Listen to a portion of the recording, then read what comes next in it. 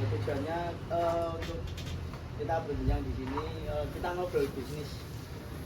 Kita mau bertanya-tanya tentang bisnis yang Bapak Umam atau Mas Umam miliki. Mas aja. Oh, Mas aja. Oh ya, oke. Silakan. Tanya dulu. Ya, sebelum mau mulai pertanyaan yang lebih spesifik, pertama saya mau tanya, apa motivasi Mas Umam membuat usaha jual beli sepatu ini? Motivasi ya, kalau ditanya motivasi sih sebenarnya karena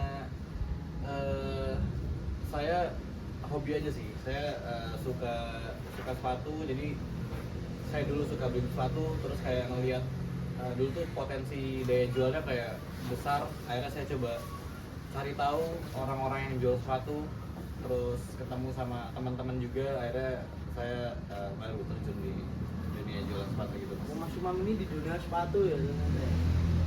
Jadi sepatunya tuh yang tren-tren yang mahal-mahal gitu ya pasti ya. Iya, kurang lebih begitu. Iya. Kan model sepatu kan banyak di pasaran, banyak lah model yang lain-lain, brandnya banyak yang lain. Iya. Gimana biar usaha Mas ini tetap menarik di mata pelanggan, apa strategi ya? Kalau strategi sih, terutama dalam pemilihan model sepatu ya, yang saya jual itu biasanya yang emang lagi tren aja, kayak yang lagi banyak orang pakai, kayak kemarin misal Samba, sekarang ada Adidas Evo, kayak gitu. Saya jual biasanya itu untuk lebih cepat aku, karena tren pasarnya lagi tingkat banget. Lagi Kayak tinggi sekarang, ya? orang-orang pada suka lari, jadi pada suka Adidas Evo kayak gitu. Kayak dulu pada tren culture Samba, saya jual Samba gitu.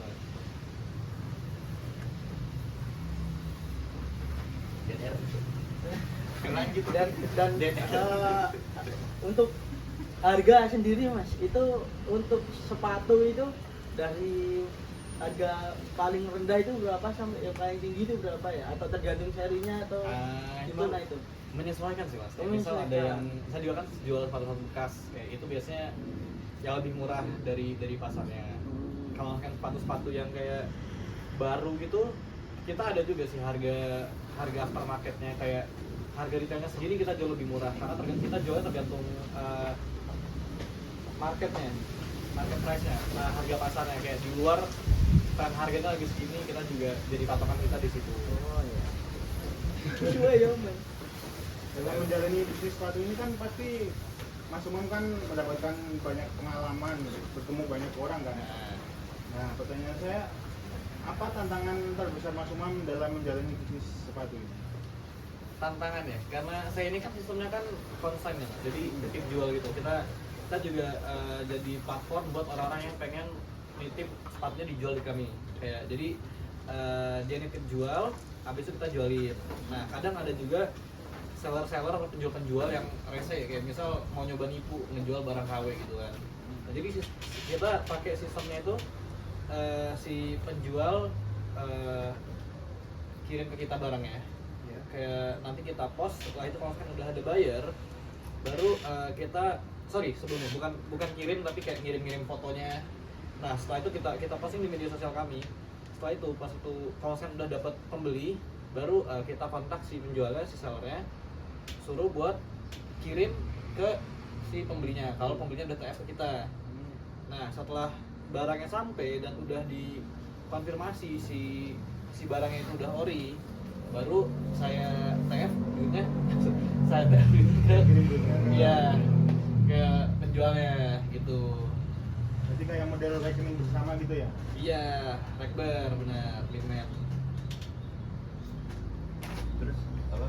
Kan sekarang online masih banyak kan toko-toko sepatu yang jual sepatu. Iya. Persaingannya makin ketat. Gimana Mas ngadepinnya? Kalau soal kompetitor di dunia sepatu itu banyak yang besar-besar, kayak contohnya Uncharted, Lucky Cat. Nah, kita ngadepin itu kita lebih ke ini, pendekatan ke customer. Jadi kita ada namanya grup kayak grup reseller gitu. Saya bikin grup yang dimana isinya itu pembeli-pembeli yang udah setia, yang udah loyal buyer lah, loyal buyer saya. Nah, itu kita melakukan pendekatan, entah kita kasih diskon atau ya sekedar ngobrol-ngobrol di grup kayak gitu mas. Di zaman sekarang ini kan orang jualan sepatu itu kan nggak hanya sepatu kok, ada jualan kayak sendal atau lainnya, atau Iya. mungkin jasa cuci sepatu atau ya yang sebagainya itu, atau restorasi sepatu gitu. Apakah Mas Umam ini nggak punya pikiran untuk membuka seperti itu juga? Karena kan itu juga bisa membuat, dan termasuk strategi itu, strategi market kan. Jadi kan nanti banyak yang mengenal, oh itu di sana. Sebenarnya kalau kan jual barang kayak sepatu, saya jual kayak baju, hoodie, sendal, tas, bahkan gitu-gitu itu saya jual. Terus kalau sekarang soal kayak cuci sepatu, sebenarnya pengen sih.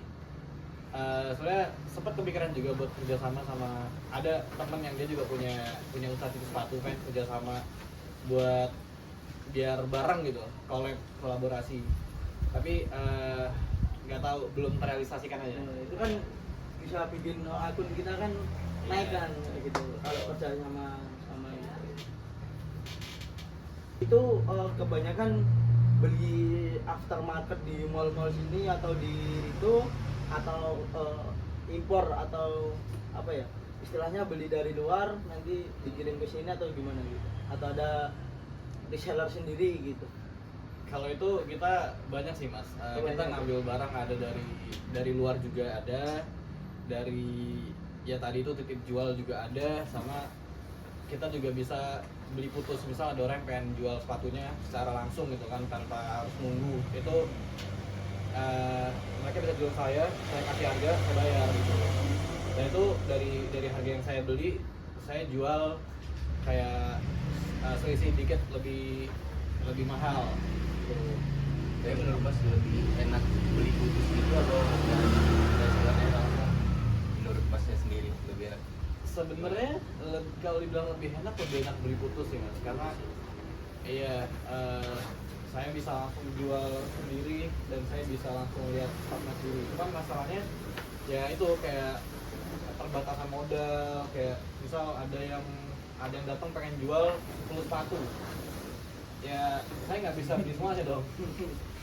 Iya, kalau modal saya pas-pasan gitu dong ya. Itu ori juga semuanya kan? Iya, saya tetap harus ngecek lagi. Nah, ada lagi nih kan, di online itu kan banyak kan, sepatu itu kan nggak semuanya ori. Iya. Nah itu kalau saran Mas Umum kepada kita pembeli, orang-orang awam itu apa namanya, cara mengecek sepatu itu ori atau bukan itu dari apa sebenarnya? Yang paling gampang aja. Kalau dari yang paling gampang sebenarnya nggak bisa dilihat cuma langsung dari foto doang sih. Itu saya bisa ngebedain mana yang ori mana yang enggak, karena mungkin udah sering. ya udah sering kali ya. Tapi saya juga nggak terlalu bisa kalau misalkan cuma dari foto doang. Kalau dari fisik itu bisa, kayak dari material itu udah pasti beda sama yang ori. Kalau misalkan kayak buat orang yang pengen beli sepatu di online itu kayak di marketplace kayak Shopee, Tokopedia, ya pinter-pinter aja nyari tokonya yang misal emang udah trusted, mereka jual ori, dari reviewnya juga udah bagus, mungkin itu baru bisa kalian beli daripada ketipu gitu kan. Iya sih. Kalau dari harga enggak bikin barang ini ori. Misal Enggak, harganya tinggi nih, enggak, belum tentu ini barang ini ori walaupun harganya tinggi.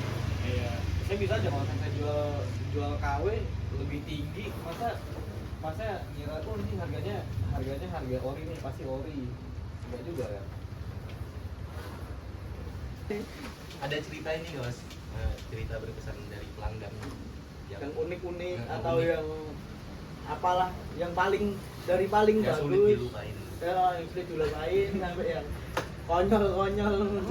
Ya rata-rata kayak saya sering banget misal ini dia itu beli pre-order, dari jelas namanya pre-order gitu kan, pre-order yang berarti Iya. barangnya itu nggak langsung di saya. Iya. Kita harus kayak nunggu sekitaran seminggu baru bisa diterima oleh pelanggan. Nah dia ini dari hari kedua udah ngechat terus kayak, Mas gimana Mas? Itu barangnya?" maksudnya udah DP ya? Udah bayar semua. Iya, tapi kan ini kan pre-order. Iya.